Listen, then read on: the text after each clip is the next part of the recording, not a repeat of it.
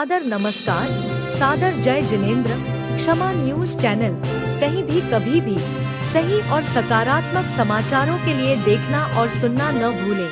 साथ में आपसे विनम्र निवेदन है कि यदि आपने इस चैनल को सब्सक्राइब नहीं किया है तो कृपया अवश्य कीजिए और शेयर और लाइक करना ना भूलें। किसी भी शास्त्र में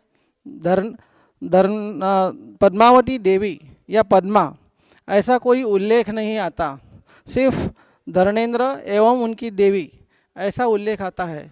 तो मैं तो अल्पज्ञ हूँ गुरुदेव, आप इस बाबत हमारा समाधान करें। नमोस्तु नमोस्तु नमोस्तु।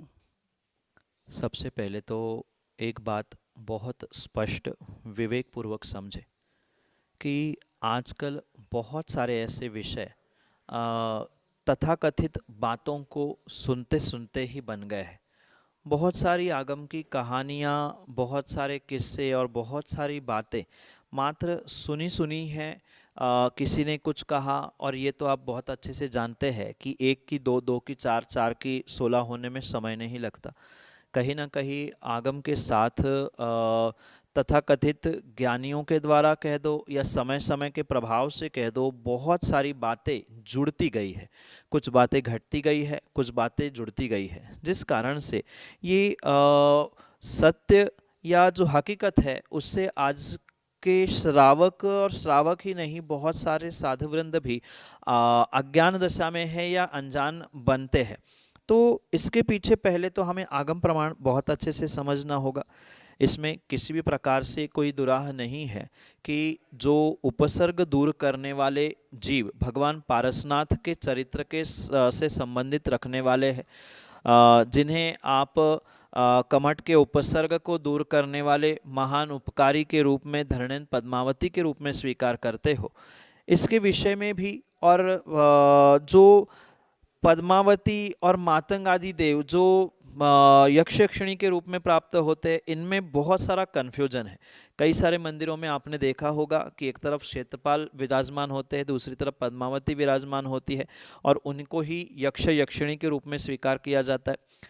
तिलोय पण्णति जैसे महान ग्रंथ में आचार्य भगवंत ने प्रत्येक तीर्थंकर भगवान के यक्ष और यक्षिणी, उनका स्वरूप कैसा है, उनका आकार कैसा है, वे किस मुद्रा में बैठे हैं आदि सचित्र यानी चित्रों के माध्यम से प्रदर्शित किया है। मात्र उतने ही नहीं, अनेक और भी ग्रंथ है जिसमें प्रत्येक तीर्थंकर के विषय में ये सब कुछ बहुत विस्तार से वर्णन प्राप्त होता है।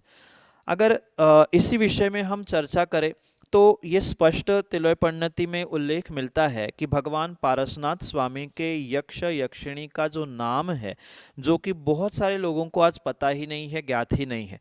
कुछ धरणेन्द्र पद्मावती के रूप में मानते हैं, कुछ क्षेत्रपाल पद्मावती के रूप में मानते हैं, पर किसी भी प्रकार से धरणेन्द्र और पद्मावती का कोई देव देवियों का जोड़ा नहीं था। ये बात बिल्कुल सत्य है जो आपने सुनी है कि जहाँ उपसर्ग दूर करने वाले धरणेन्द्र देव का नाम आता है, वहाँ किसी देवी का नाम पद्मावती के रूप में नहीं आता है। पर इसका मतलब ये भी नहीं है कि आगम में कहीं पद्मावती नाम ही नहीं है।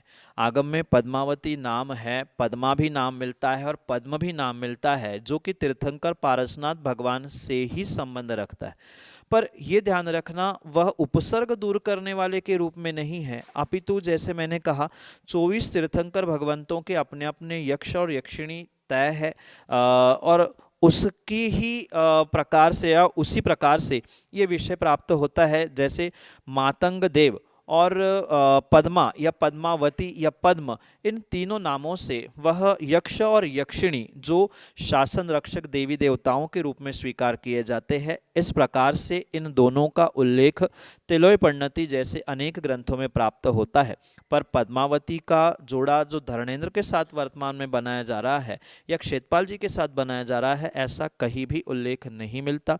पद्मावती के विषय में मातंग के साथ यानी मातंग देव यक्ष के रूप में और पद्मावती देवी यक्षिणी पारसनाथ भगवान की इस रूप में आगम में इन दोनों का उल्लेख जरूर मिलता है। पर उपसर्ग दूर करने के रूप में जैसे धरणेन्द्र के साथ पद्मावती को स्वीकार किया जाता है, ऐसा बिल्कुल भी उल्लेख नहीं है।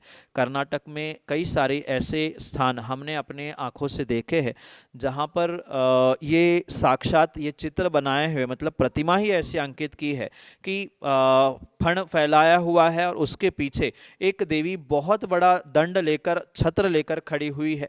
ये आगम प्रमाण प्राप्त होते हैं तो इस बात में कहीं भी दुराह नहीं है। जो कहा, जो सुना है, इसमें कोई विकल्प नहीं है। पर यह पक्का है कि पद्मा, पद्मावती और पद्मा देवी ये कोई नाम नहीं है, ऐसा नहीं है। हाँ, उन उपसर्ग दूर करने वालों में उनका नाम नहीं आता है, पर बिल्कुल वह पार्श्वनाथ भगवान की यक्षिणी और यक्ष मातंग के रूप में इन दोनों का, देवी देवताओं का जोड़ा है। बहुत सारी बातें कहा सुनी में, कथाओं में, जैसे चालीसाओं में या अन्य बातों में बढ़ चढ़कर कही जाती है, मिर्च मसाला लगाते हुए आधी अधूरी बात इधर उधर की, तो यही हकीकत वर्तमान में हुई है। पर आगम में पद्मावती का उल्लेख बिल्कुल मिलता है।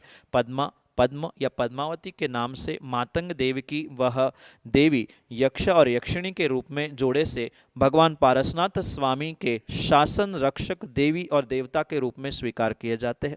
यही आपके लिए सम्यक समाधान। क्षमा न्यूज चैनल देखने के लिए आपको बहुत बहुत धन्यवाद।